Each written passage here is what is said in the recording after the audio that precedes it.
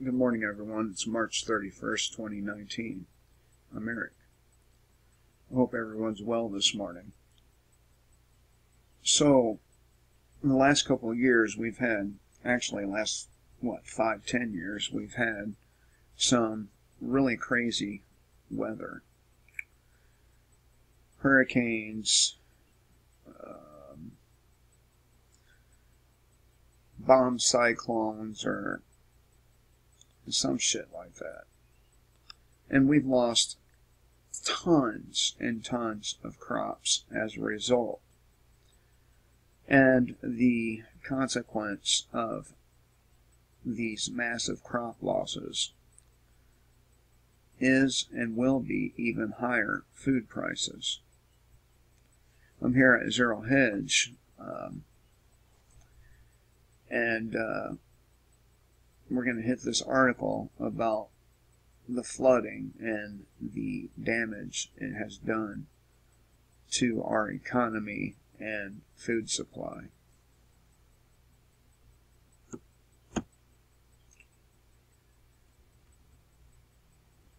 Midwest apocalypse satellite data show at least 1 million acres of U.S. farmland devastated by floods. Now, we had those wildfires, right? And the year before that, we've had floods in Texas, lower South Carolina, Florida, all over the place, right? And it's continuing to batter our infrastructure. It's tearing roads up. It's causing all kinds of fucking damage, none of which will ever be fixed. Well, most of which, anyway. So this comes from Michael Snyder of the Economic Collapse blog. We have never seen anything like this before. According to satellite data that was just released by Reuters, at least 1 million acres of U.S. farmland were covered by water for at least 7 days this month. That is an agricultural disaster without equal in modern American history, and yet the mainstream media is treating this like it is some sort of second-class story, and it isn't. This is the biggest news story of 2019 so far, and people want to know what is going on. A few days ago, Schneider posted an article entitled, "As Many as 1 Million Calves Lost in Nebraska. Beef Prices in the U.S. to Escalate Dramatically in the coming months." And it already is rising.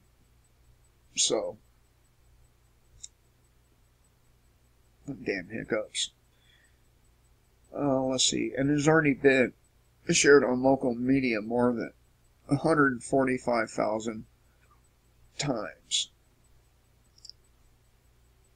Farming communities all over the central part of the nation now look like a war zone as a result of all this flooding, but the media elites on the east and west coasts don't want to write about it. And with more flooding on the way for the next month or 2 months, this crisis is only going to get worse. Now, why would mainstream media be ignoring this circumstance we are finding ourselves in, a circumstance that is continuing to get worse with each passing day?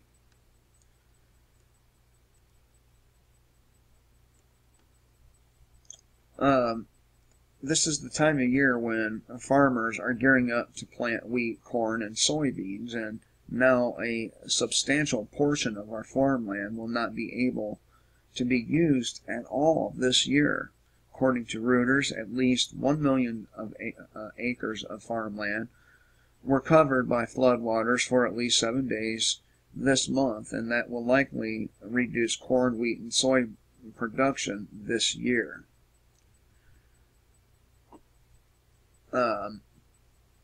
At least 1 million acres, or 405,000 hectares of U.S. farmland were flooded after the bomb cyclone storm left wide swaths of 9 major grain-producing states underwater this month. Satellite data analyzed by Grow Intelligence for Reuters showed farmers from the Dakotas to Missouri and beyond have been underwater for a week or more, possibly impeding planting and damaging soil. No, not possibly. The soil is damaged. Just think of all the petroleum, all the chemicals, all that stuff that is now in that soil as a result of these floods. So the food that for the foreseeable future coming out of these places will be contaminated.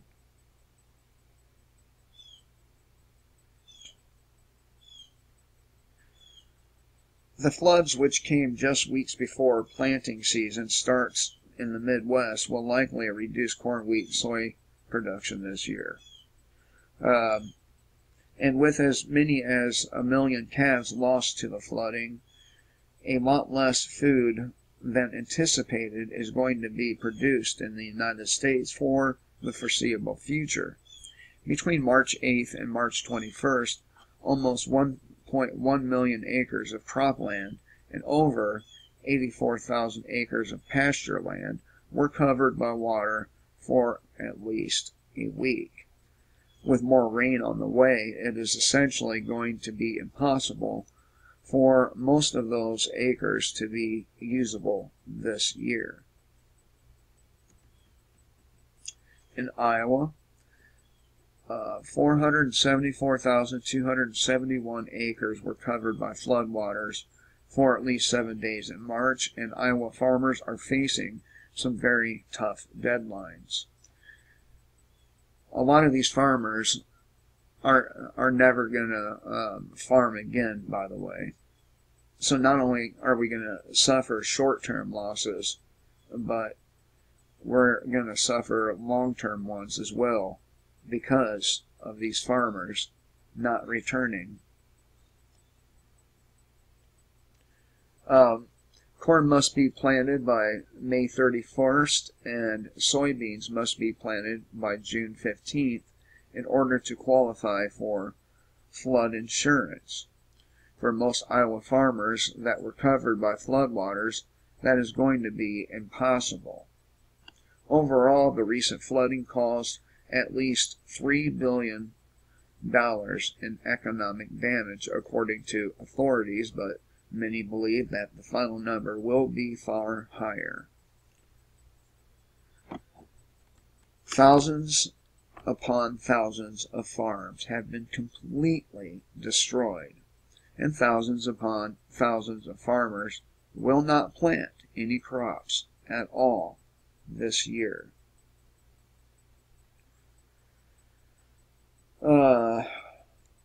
In addition to the vast agricultural devastation that we have witnessed, thousands upon thousands of homes have been destroyed as well, and now the National Guard, or the National Groundwater Association rather, is warning that the safety of more than 1 million private water wells could be compromised. Yeah, there's that too. So, we're not only losing food, but many tens of thousands of people are being rendered homeless as well. Record flooding in the Midwest is now threatening the safety of more than 1 million private well waters. The National Groundwater Association estimates that people living in more than 300 counties across 10 states have their groundwater threatened from bacterial and industrial contamination carried by floodwaters. and that same bacterial and industrial contamination will affect the crops that are grown in these places for years to come.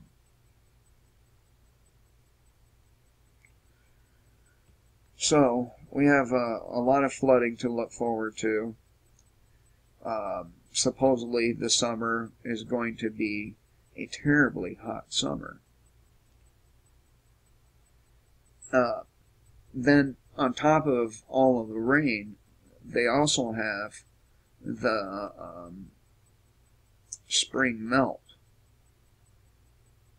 which will flood these areas even further.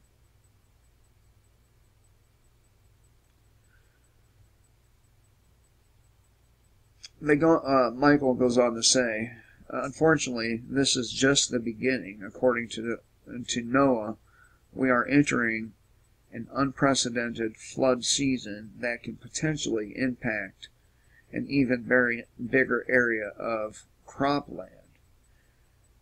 Spring floods could yet impact an even bigger area of cropland. The U.S. government's National Oceanic Atmospheric Administration has warned of what could be an unprecedented flood season, as it forecasts heavy spring rains.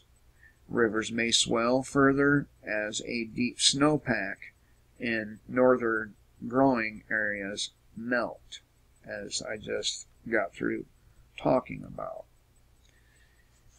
In his previous article entitled 200 Million People at Risk, National Weather Service warns apocalyptic Midwest floods are a preview of what we expect throughout the rest of the spring.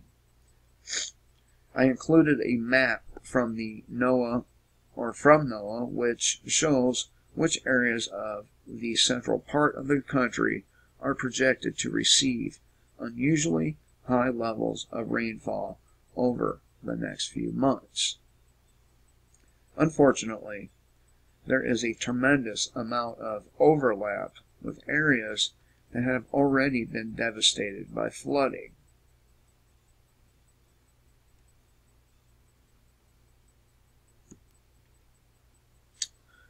And on Friday, or yesterday and today, there's supposedly going to be more heavy rains in the Midwest, and Nebraska is in the direct path of the center of the storm. From the Central Plains to the Midwest, it has been a disastrous spring for river flooding. A weather system slated to bring more heavy rains Friday into Saturday could aggravate the situation along and near the Missouri and Mississippi rivers. It's a 1-2 punch that combines additional rainwater with fresh runoff from snowmelt. Perhaps worst off is Nebraska, in the direct path of Friday's quick burst of moisture. So, if you have a few $100s you can spend on food now, it will probably save you more than that later on.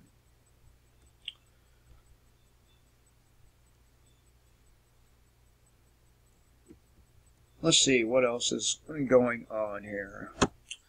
Over here at the DC Clothesline, door-to-door confiscations begin in New Zealand. One gun owner already dead, thousands targeted by armed government thugs. And if you don't think this very same thing is going to take place here in the United States, you've not been paying attention. So I'm going to cover two of these articles. The second is the good guys are illegally pushing for door-to-door confiscation through red flag policies, not laws.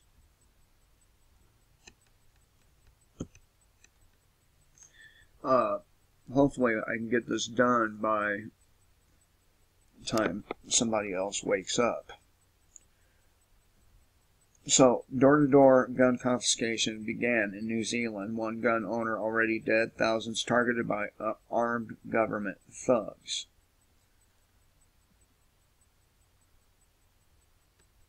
And you know what's funny about them saying, calling the cops there in New Zealand armed government thugs, is they will never say this about our own law enforcement apparatus. This comes out of Natural News, and it is from J.D. Hayes.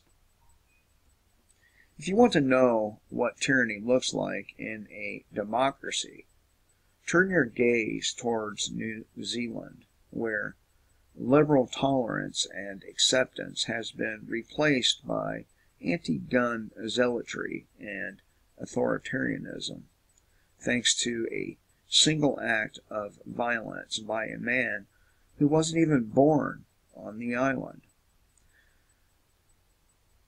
Following Brenton Tarrant's terrorist attack on a pair of mosques earlier this month, the New Zealand Prime Minister and her government wasted no time in declaring that an entire class of firearms that were previously legal to own were suddenly illegal to own.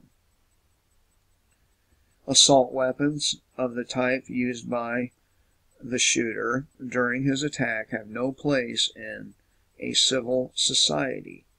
You see, even if 99.99% of them are owned by law-abiding people and used responsibly.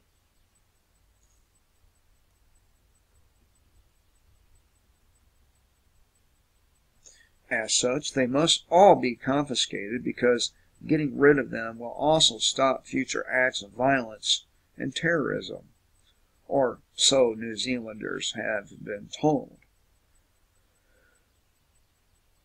But what if the act of getting rid of these guns actually causes more violence and death?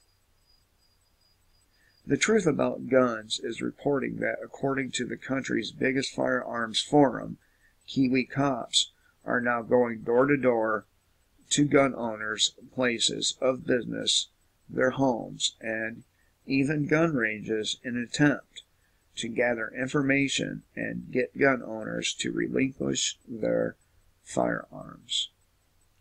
And Americans should be paying attention,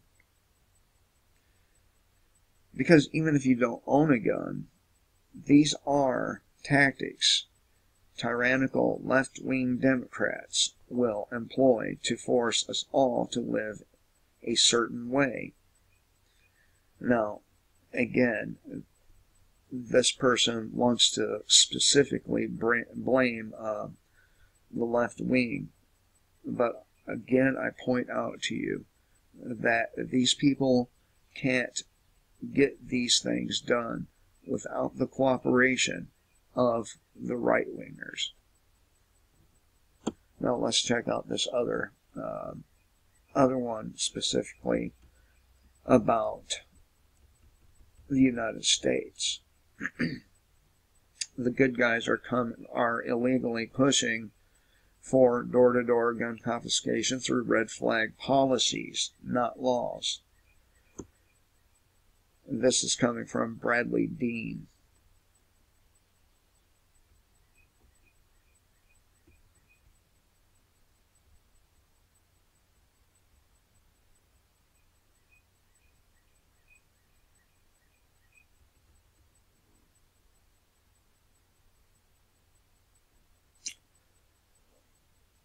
Necessity is the plea for every infringement of human freedom.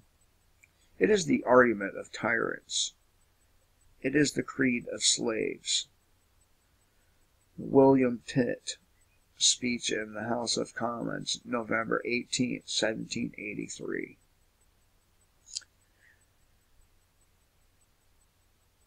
In the light of what just allegedly happened in New Zealand, one might ask themselves the question, why it is that their acting government would attempt to disarm their own citizenry instead of arming them to protect themselves against armed assailants. Furthermore, why is their acting government detaining and charging their own citizens for sharing the video of this alleged massacre? After all, it was broadcasted live on Facebook.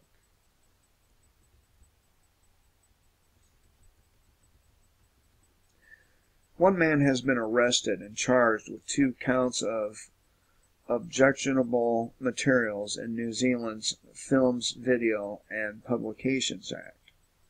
He is being held without bail and could be sentenced up to 14 years in prison for each offense.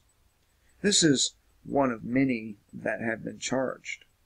Here in America, and like that of the shooting that took place at Parkland High School in Florida, all videos were banned from big tech companies, from the likes of Facebook, Google, Twitter, and so on. But why? It's because eyewitness accounts did not align themselves with the CIA-controlled media's narrative. Remember, my video got banned, my channel got banned, in fact, for showing how the eyewitness accounts did not align themselves with what we were being told.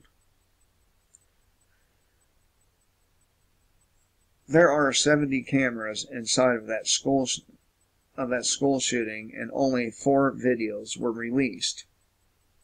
And don't forget about the teacher who said she had seen the shooter and believed him to be a police officer. You remember that, right? If you don't, here's a refresher. Pause it, let it gain some, there we go.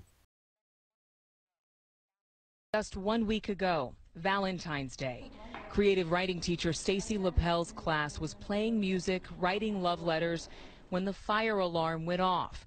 As students filed into the hallway, she heard gunfire. The killing had begun. I was about 2 feet away from my door. All of a sudden I heard gunshots in the stairwell, which is about 20 feet away from my room. And then kids were screaming and then running back towards me and towards the end of the hallway. So I just went in this very strange autopilot mode where I pivoted on my feet. I unlocked my door, and then kids just started pouring in my room. I don't know how many kids were in there, but I was pulling them and getting them in and shouting at them to get in the room. And then I suddenly saw the shooter about 20 feet from me, standing at the end of the hallway, actively shooting down the hallway, just a barrage of bullets. And I'm staring at him thinking, why is the police here? This is strange, because he's in full metal garb, helmet, face mask, bulletproof armor, shooting this rifle that I've never seen before. Now, you might recall the witness testimony from one of his classmates who said that she carried on a conversation with Cruz. What was his first name? Damn. With the shooter, Cruz, and she made no mention of a rifle. She made no mention of body armor. She made no mention of any of these things. But I digress. You know, us conspiracy theorists, we get everything wrong. Nikolas Cruz. And here's that.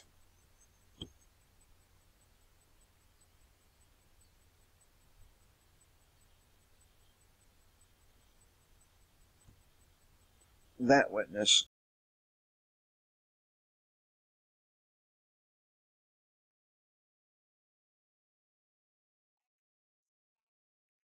Everyone needs to evacuate right now, so that's what we did.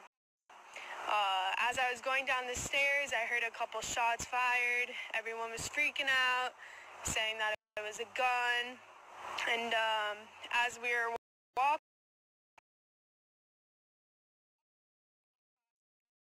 walking the whole class together, I actually was speaking to the suspect, Nicholas Cruz.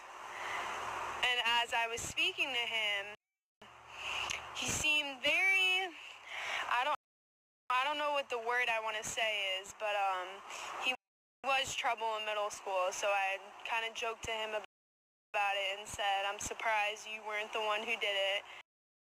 And he just gave me a huh? So that's really what happened. Everyone needs to evacuate.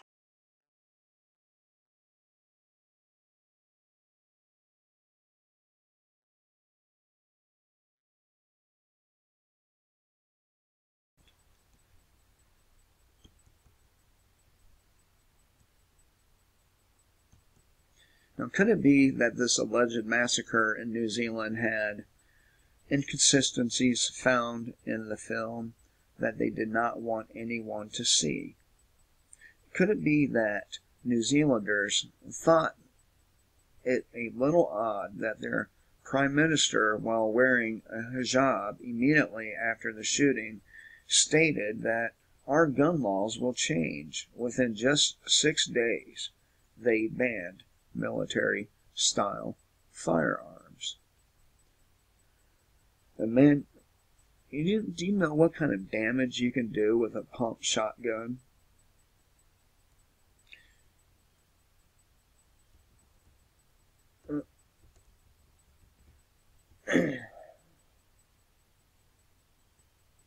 Maybe they thought it telling when the CIA-controlled media lied while promulgating that the masses are turning in their guns, while in fact their gun control measures completely backfired. Sons of Liberty reports Tyler Durden explains that this is not the norm and that Kiwis are not complying for the most part with the ban. Out of an estimated 1.2 million registered guns, the New Zealand police report that as of Tuesday night, 37 firearms have been surrendered nationwide.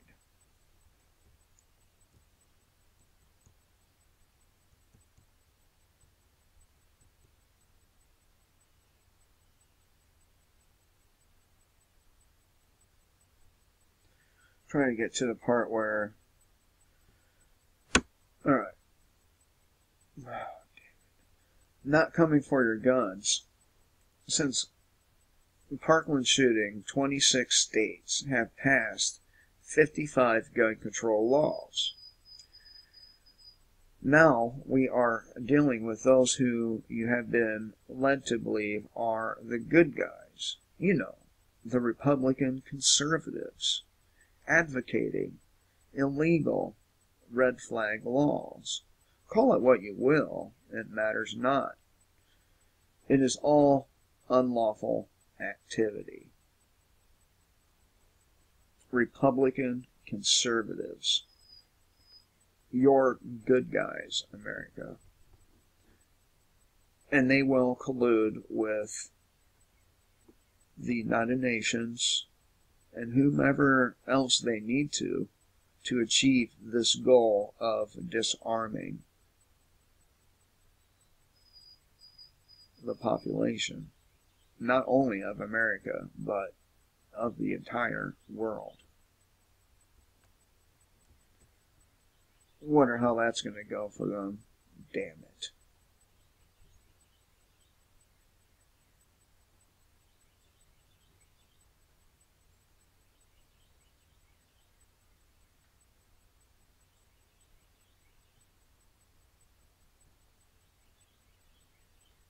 The liberal lunacy of Republicans pushing red flag gun confiscation legislation. Another bill was reintroduced in the Senate by Mark Rubio, rhino of Florida that would do the same as Representative Susan Brooks' H.R. 5717, enable the Attorney General to give taxpayer dollars to states that pass their own red flag gun confiscation laws.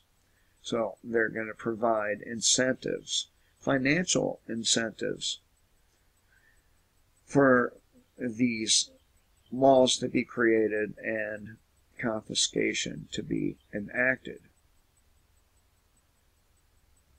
Are you ready?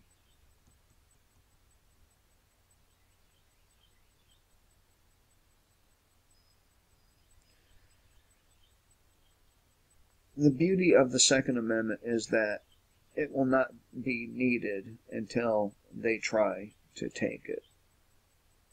And our Second Amendment, our weapons, are needed now more than ever before. Till next time, kill the state before the state kills you.